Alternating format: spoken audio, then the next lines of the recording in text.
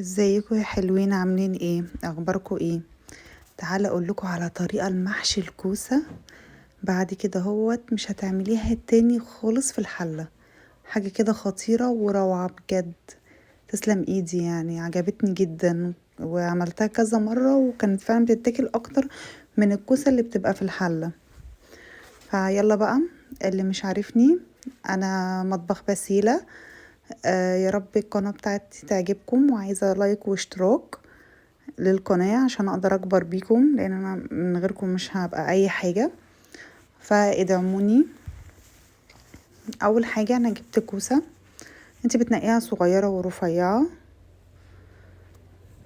وقورتها.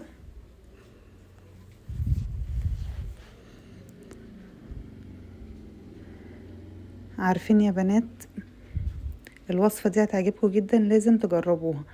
هو صحيح بتقعد شوية في الفرن، لان احنا هنسويها في صينية في الفرن، بس بتبقى طعمها احلى بكتير بكتير من المحشي العادي اللي بيبقى موجود في الحلة من فوق.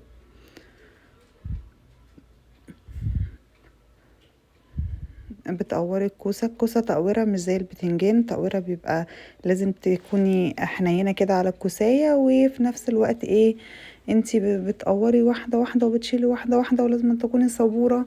انا نفسي في مرة زي ما جرينا الفيديو كده هوت نجري الحاجة بجد بقى في الواقع.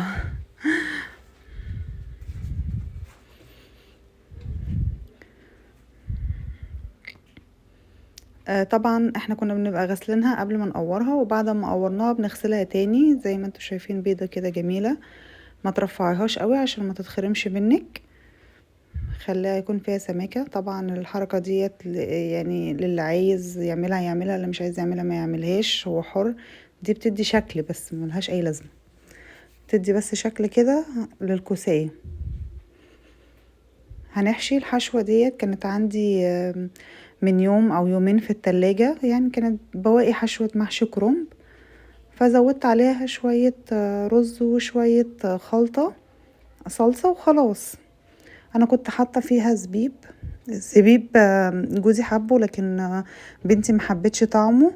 فعلى حسب انتوا حابينها ازاي. وفوائد الزبيب حلوه جدا يا بنات، فياريت عشان انا كسلت الصراحه اشوف ايه فوائد الزبيب، بس اللي انا اعرفه ان هي فوائده كتير يعني. على العموم تبقوا تخشوا بقى في جوجل وتكتبوا لي في التعليقات ايه هي فوائد الزبيب.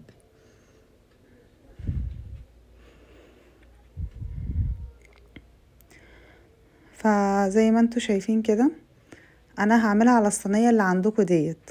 سبسكرايب، اللي عند السبسكرايب شايفينها الصينيه. انا هحطها وهرصها،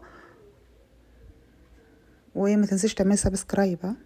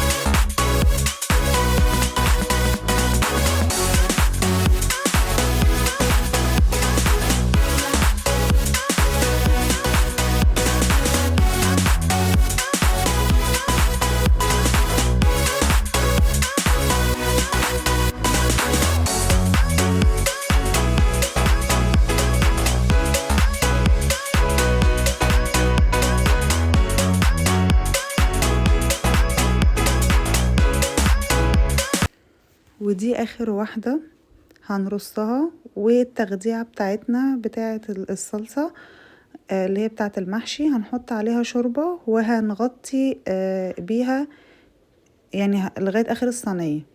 وبعد كده هتروحي غطي عليها غطا حلة. انا ما عنديش فويل وما عنديش ورق زبدة، اللي عنده ورق زبدة اللي عنده فويل الحاجات دي كلها ممكن تغطي بيها، بس انا غطيت بورق حلة عادي. بيقعد من ساعة لساعة ونص. اول ساعة بتسيبيها متغطية، النص ساعة التانية او الساعة التانية بتشيليها عشان ياخد ايه زي قرمشة كده او حاجة يعني لون كده من فوق. بس احنا ما صبرناش عليها ان احنا ناخد اللون، طلعتها على طول لاننا كنا جعانين. بالهنا والشفا.